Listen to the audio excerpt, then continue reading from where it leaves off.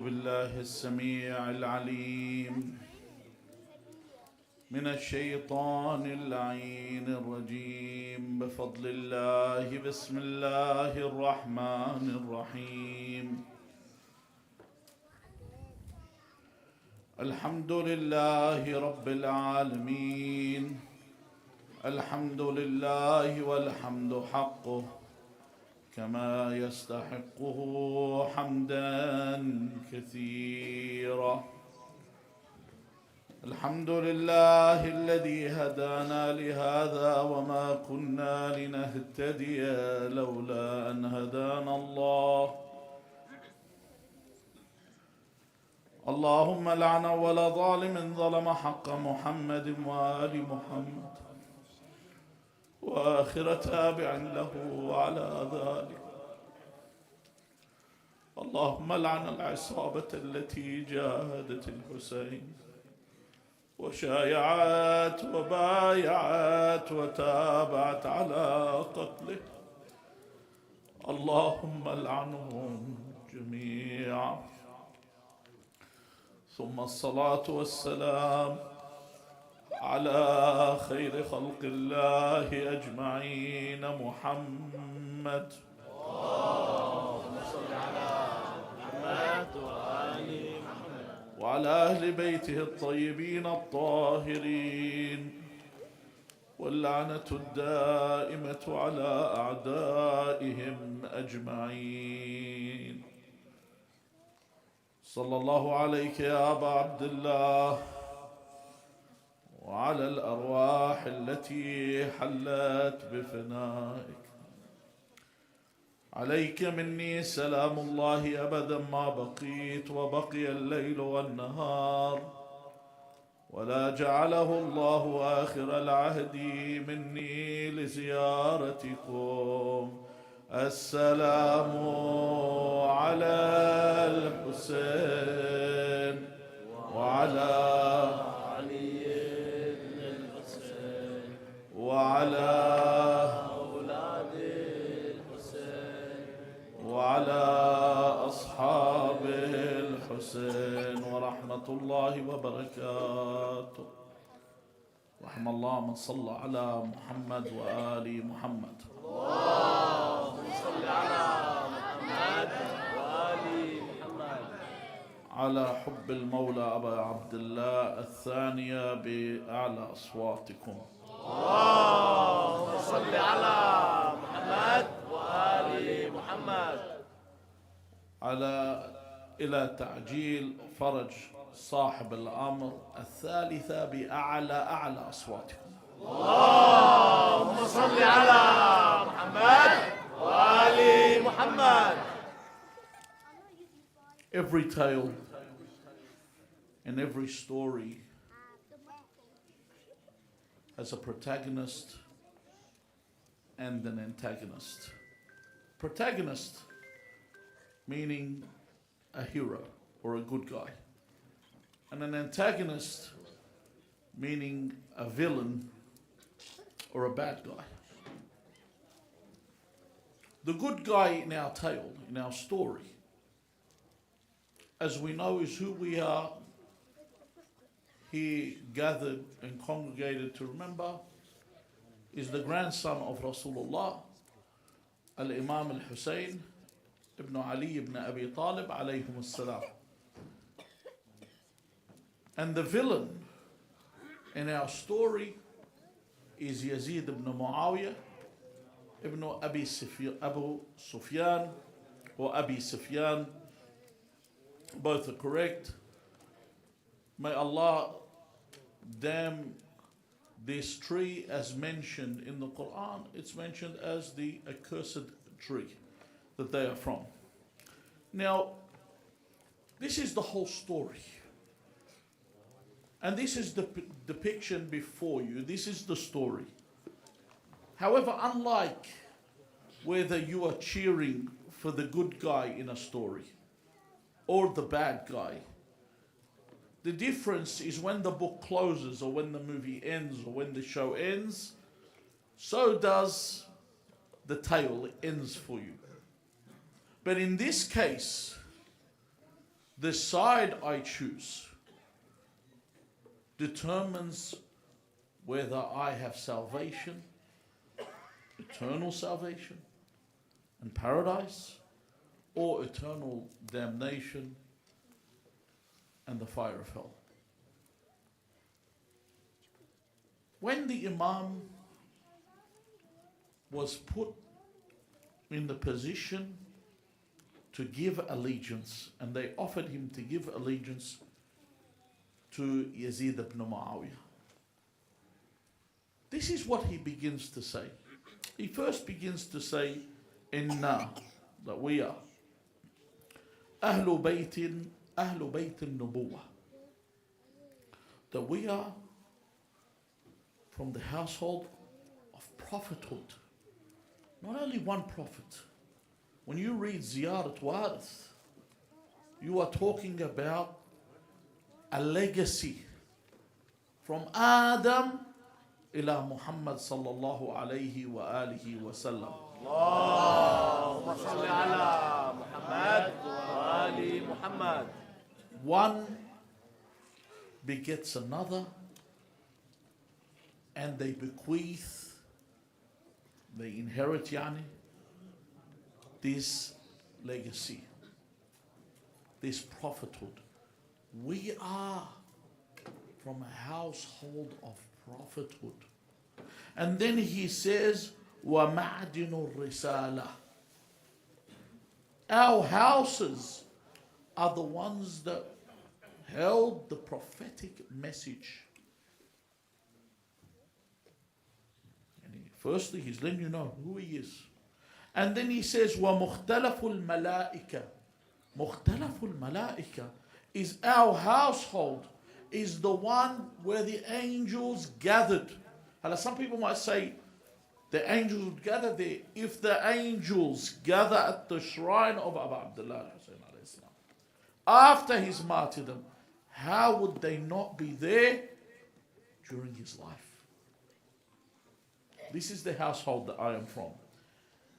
And then he says, وَبِنَا فَتَحَ اللَّهُ وَبِنَا خَتَمَ اللَّهُ.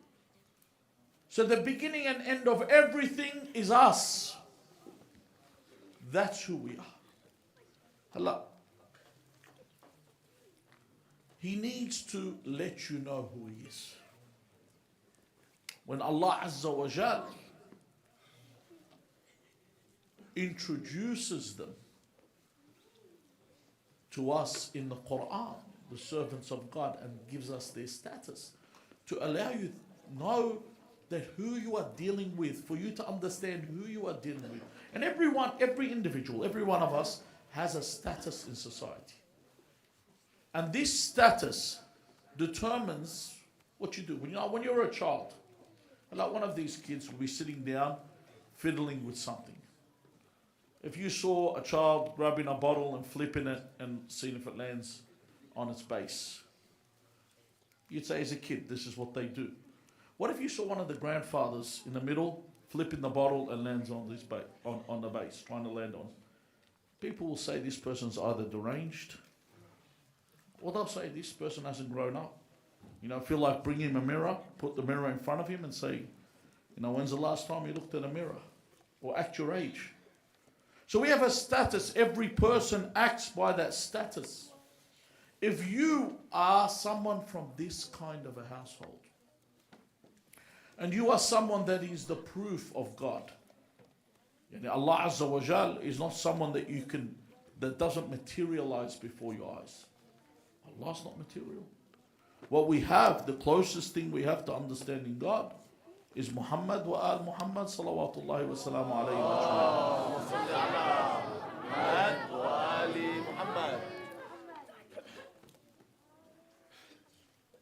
Now this, knowing their position, that they have this status, they will mention things that they would never do. It's not of their position. For example, in one of the narrations, Zurara asks Imam al-Sadiq alayhi salam, he says, can I wipe on the khuf? Have you ever seen where they wear those socks, those leather socks? the other sect, they wipe the wet hands on them instead of putting their foot in the sink and washing it. They'll wipe when they've got these socks on, and this is considered a part of the wudu. So Zurara says, because at the time it was a time of, and the era and the place they were in, they were practicing taqiyya, they would have to conceal their faith. He said, can I wipe on the khuf in taqiyya? And then the Imam As-Sadiq alayhi salam says something here. He says, ثلاث لا أتقي فيهن أحد. There are three things I would never do taqiyya with. The first one, he says, is to drink alcohol. Hajj, you have Umrah Tamattu and Hajj Tamattu. And if you do Umrah Mufrada, once you've completed the Umrah Al-Mufrada, you do Tawaf Al-Nisa, Salat Tawaf Al-Nisa, and you are allowed, because during your Ihram, you cannot return to your wife or be with your wife intimately until you perform Tawaf Al-Nisa. However, in Hajj, when we do Umrah Tamattu, you don't do Tawaf Al-Nisa. You finish off with Taqsir. You do the Sa'i and then you do the Taqsir. So the period until Hajj Tamattu, because you could perform Umrah Tamattu in Shawwal, in Dhul Qa'dah, even in Dhul Hijjah, you could have performed it at the beginning of Shawwal. So 2 months you will have to wait for the Hajj. Rasulullah sallallahu alayhi wa alihi wa sallam allowed us in Mut'at al-Hajj to return to your wife between Umrah Tamattu and Hajj Tamattu. Then the second Caliph, Umar ibn al-Khattab, made this haram. So the Imam says that even this I will not do in taqiyya, I will return to my wife. So he mentions these three things, where there is a station that the Imam has to show where I have to take a stance. For these things, the Imam will say, I will take a stance for these. I will not conceal my faith when it comes to this. Yani, if you saw, for example, a marja folding his arms across his stomach while he was praying, you think, all right, well, what have we got to? Is this the point? You might need to do this in a case where you're going to be put under severe persecution, but in their case, they have a status and a position where people are observing them. Imam Hussein alayhi salam has this position and this status, and Yazid has another status. One is the leader of the believers, the other is the leader of the infidels. And each represents a way and will act accordingly. After he's represented who he is and mentioned who he is, then he speaks about the villain. He tells you who the antagonist is.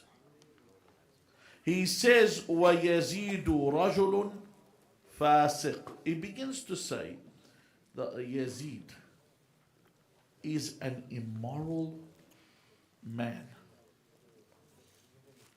And then he says, شَارِبُ الْخَمْرِ. He consumes wine or consumes alcohol. And then he says, قَاتِلُ النَّفْسَ الْمُحَرَّمَةِ. Someone that kills innocent people. And then he mentions again, because he calls him رَجُلٌ فَاسِقٌ, he says, مُعْلِنٌ بِالْفَسْقِ. That he is apparently immoral. You know, some people, when some people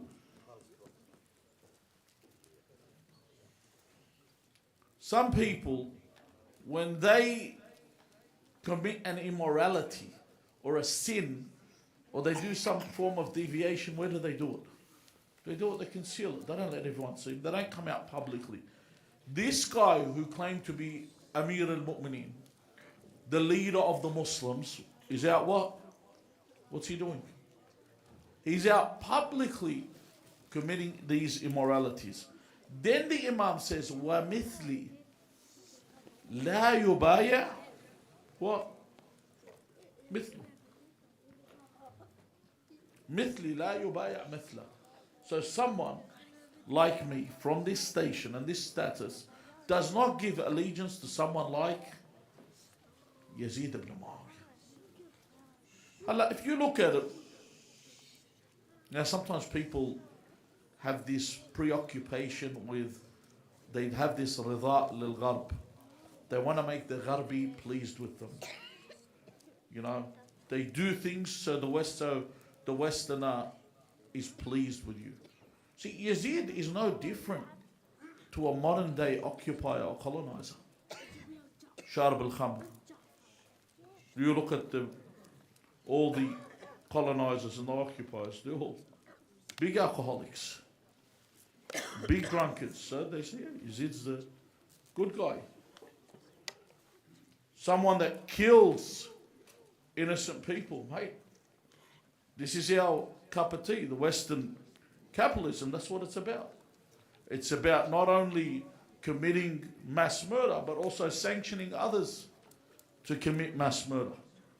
And not only that, justifying mass murder. So it's something where, if you look at it, Yazid would look as today's, what's it called, hero, and Imam Hussein would be today's villain and terrorist.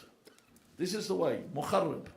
This guy's coming to cause fitna and fasad fil ard. Must be someone that should be killed and done away with. So when you try and make the Westerner pleased with you, firstly Allah makes it clear, وَلَن تَرْضَ عَنْكَ الْيَهُودِ وَلَا النَّصَارَى حَتَّى تَتَّبِعَ مِلَّتَهُمْ. They will never be pleased with you until you follow their ways. Or even if you follow their ways. They will never accept you. Furthermore, when you compromise and give in to make them accept you,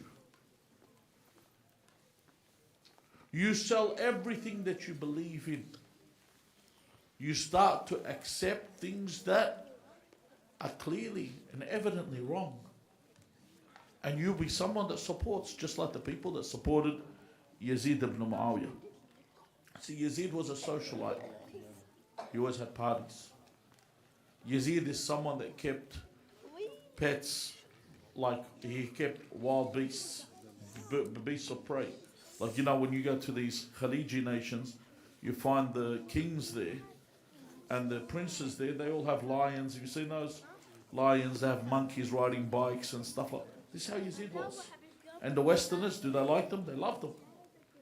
They came in, and just to give you an idea of how they loved them, they let them buy their football clubs. They're okay with them dealing, and they're always entertaining them.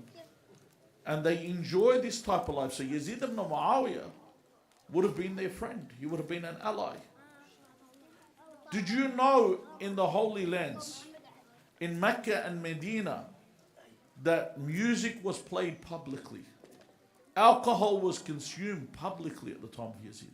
It wasn't something that was concealed. Hello, you might think, wow, no, don't look too far. Just take a look at modern day Saudi Arabia, where now they have events where you cannot even say Ashhadu anna Aliyan Waliyullah. But they had an Australian singer go there and perform, and one of the lyrics she had in her songs was, I am a goddess, bow down to me. That's not shirk, that's okay. But to touch the darih of Rasulullah is shirk. They had boxes with one of the boxers wearing a shirt, Orthodox Christianity or death. Where? In the lands of Islam. So if Yazid was around, he's the one that they're more likely to accept and not the Imam. However, what does that do? It leaves you all alone. That you follow your religion, and this is what you need to understand. Your trek or your journey in life, you're alone. We are the most scrutinized people. And if you look historically, this was the case with everyone. Every prophet that came, this is how their task was. They were outcast by all. Even Allah Azza wa Jal, when He speaks about Ibrahim, He says, Ibrahim kana ummah. He was a nation all by himself. In other words, the Imam in the narration about this verse, he says that no one followed religion other than he when he was young. He was the only one upon this path. He was all alone. Yet he persevered and moved in this path and in this way. And this is the time that you're in. You are in this time, and you hear this many times, that where the messenger of God says there will come a time for my nation where the one that is patient upon their religion is like the one that holds on to a hot coal. Now, if you want to know what that feels, you can try it, Put a hot coal in your hand. This is how it feels for a believer to hold on to their religion in this day. Initially, patience upon your religion would mean what? Patience in worship or in obedience would be for me to wake up in these winter mornings and pray Salat al-Subh, Salat al-Fajr on time. But this is everyone's problem. This is a regular problem. And it's been solved. Today there's heating. Everyone can wake up, their houses are warm, they'll get up and pray, and everything's all right. That's been solved. Performing Hajj in the heat, that's also been solved. You go to Mecca, the tiles are all cool, you don't even feel anything hot above you. There's so many shelters around. There's these water sprinklers, everything's all right. It's changed. Shahr Ramadan, likewise. The system of travel, you don't feel the same hardships. However, the patience comes here when it comes to resisting with all that's around you, with all the temptations that exist for you to abstain. The problem is, these problems are not only limited to the atheists and the unbelievers. These are also amongst you when it comes to Muslims and even within your family. When someone wants to be part religious, they'll say, Hada mu'aqqad. This person's a fanatic or this person's an extremist. And the family will outcast them. Especially like, I had a young brother contact me, not from Sydney, and he wanted to get married. Of the condition, they had agreed, the marriage date was set, the aqd was set. Their only problem was because he refused to have music at the wedding. The father of the bride said, either you concede and accept music at the wedding, or you can't have my daughter. So he called me, he said, what do I do? I said, Kabb al-Bahr, plenty of fish in the sea. Keep going. What are you going to sit and chase one girl? What are you going to chase just because? I go, you only have one God. And there's plenty of fish, plenty of females. There's only one God.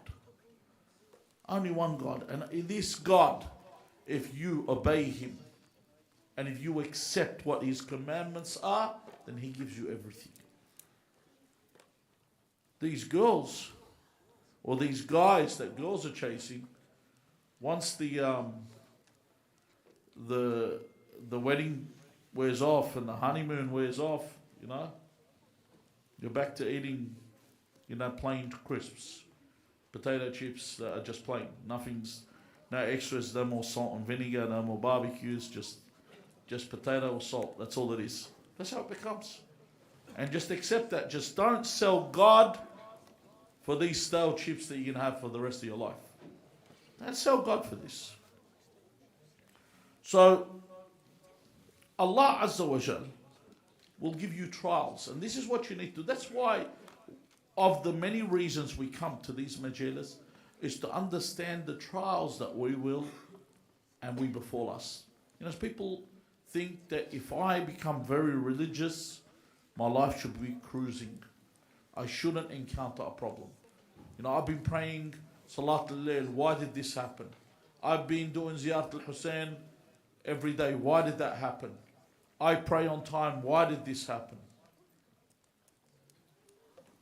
Imam al-Sadiq alayhi salam says in the narration, ما من مؤمن إلا وهو مبتلى ببلاء. That every believer, every single believer has some kind of bala, has some kind of trial. It might not be yours, it's different. Everyone has a different trial. Everyone has a different problem.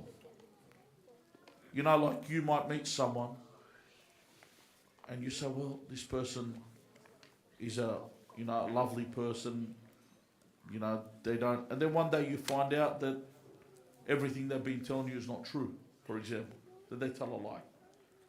And you've entrusted them in some business or some venture and you're going to lose your money. This is a bala that you're involved in. That you meet someone, they look honest, they look the goods, or he comes to the majalis, he'll sit and he'll cry over Imam Hussein. He'll be the heaviest chest beater there is. You think this guy's mukhlas, and then you find out on the contrary, something's missing. And you've already invested in him, so what? That's bala. Your life, whatever you encounter, whether it's an illness, whether it's some kind of a trial, every mu'min is mubtala. Then the Imam says, mubtala bi bala'in muntadhirin bihi ma huwa ashaddu min. That every mu'min has a bala, a trial, and what awaits him is something worse. So the trial they got, the next trial is going to be worse. Nabi Hud, ala nabiyina wa alihi wa alayhi afdal as-salatu was-salam, had an insolent wife. So people said to Nabi Hud, why do you put up with her? Why do you not divorce her? He said, this is my bala from Allah.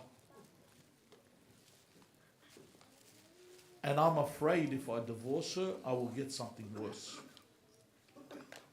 When someone asked me, what are the things you should get divorced for?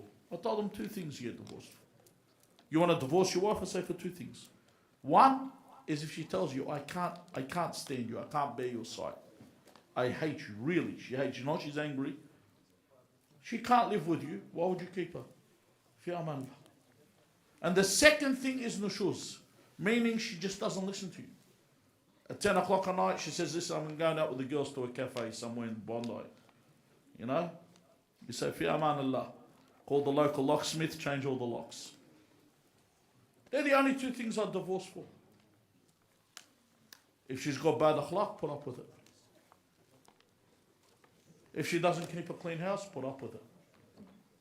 Put up with it. It's a bala. Because what you're going to get might be worse.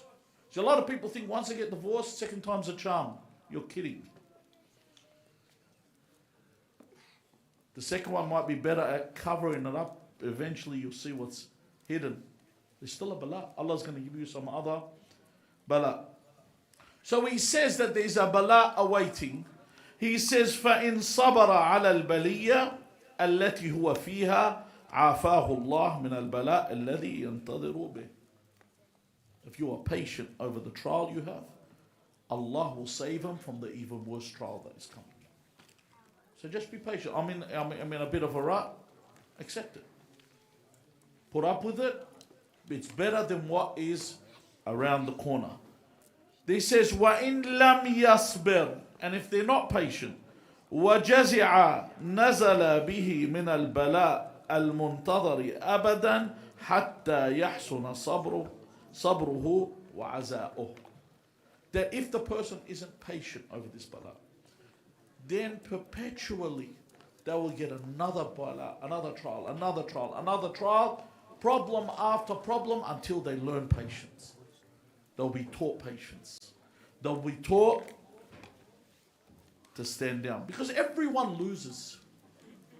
Everyone loses wealth. Everyone loses family. Everyone loses friends. This world is made to be this way. even to the point where you look around and the most despicable human beings are the ones that are the most venerated.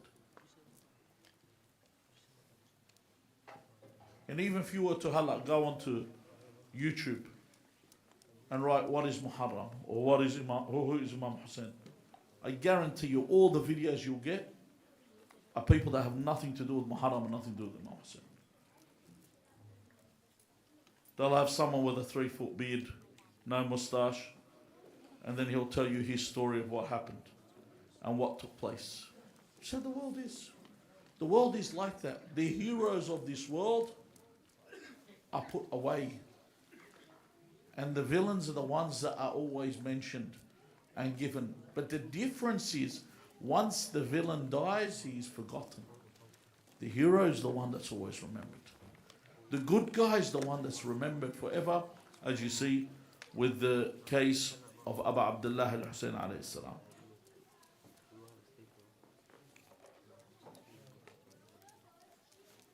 Just so that you know that these people have this status because they were patient over the trials. And you living in the world today, a lot of people are suffering. Whether it's financially, whether it's problems with their family, whether it's illnesses, whether it's family overseas in a war-affected countries or poverty-stricken countries, everyone is affected. How do I deal with these trials? I remain patient and I remain forbearing. And this is the purpose of this majlis. The majlis is for you to be able to build your life, understanding how the Imam dealt with calamities. Because you need to remember the Imam left Mecca while he was performing Hajj. He hadn't even done the manasik, he didn't of the Hajj al-Tamattu. He had just finished Umrah al-Tamattu. And he completed it as a Umrah Mufrada because his life was in danger. And Mecca was what? It was the city of Islam, the birthplace of his father, the birthplace of his mother, the birthplace of his grandfather. It was his city. Then when he moved towards Medina, Medina was a place that was called Yathrib. And the people named it, Rasulullah sallallahu alayhi wa sallam initially named it Tiba. And there's something to know, he called it Tiba, but the people named it Madinatul Rasul out of respect for Rasulullah sallallahu alayhi wa that it was called the city of the Prophet. And the son of Rasulullah has to leave not only the birthplace of his fathers, he has to leave the city of his fathers. Did at any point the Imam sell his dignity? Did at any point the Imam said, listen, I have to give allegiance. Let me concede. Let me succumb to this. I've had enough. The Imam went along with his journey. He continued even though his Ansar, his helpers and his aiders, those with him, were only small in number. He didn't have a large number around him. As the hadith says, Amir al-Mu'minin says, لا تستوحش طريق الهدى لقلة أهله. Do not feel afraid or do not feel lonesome when you are upon the right path, when you see the people that are upon it are so small in number. They're so small in number. You think about it, the people attending Majalis Abu Abdullah Al-Hussein, they're great in number compared to what we see. But percentage-wise of what the world is, it's like when you see the masjid and there are people praying. The numbers of the people praying in the masjid are not even 1% of the population of the people, of the Muslims. If you were to add them up, they're not. But if the population of those that stand with Imam Hussein alayhi salam are a very small percentage, probably 5% of the world's population, but 95% are not. But with this, you know why I mention this? There are people that actually use this as an argument. They say, how do you follow Ahl al-Bayt when they're the minority? The people that follow the companions are the majority, so why would you follow the minority? That's an argument some people use. But do not fear being upon this path. And have the patience. Inshallah, over the following nights, the subject I want to address is the family life in the modern world. And how one of the biggest problems that people bring up is, how do I raise my children in this era? And this is going to be the focal point of our discussion. Obviously, we'll leave the dua for the Sayyid at the end, but we ask Allah Azza wa Jal to accept all your actions. وهذا والحمد لله رب العالمين وصلى اللهم على محمد وآله الطيبين الطاهرين.